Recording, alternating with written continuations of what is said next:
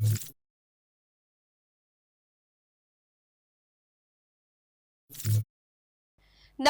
હું છું પ્રિયા અને તમે જોઈ રહ્યા છો જનતા કી જાણકારી ન્યૂઝ।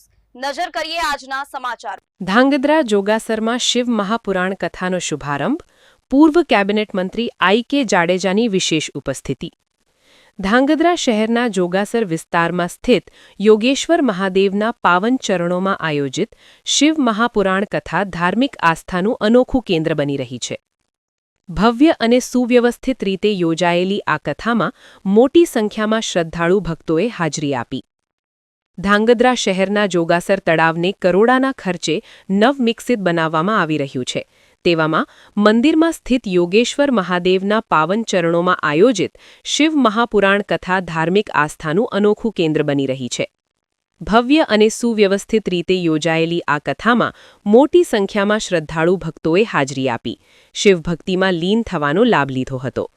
આ પ્રસંગે ધાંગધ્રાના લોકલાડીલા અને પૂર્વ કેબિનેટ મંત્રી શ્રી આઈ.કે. જાડેજા વિશેષ ઉપસ્થિત રહ્યા હતા।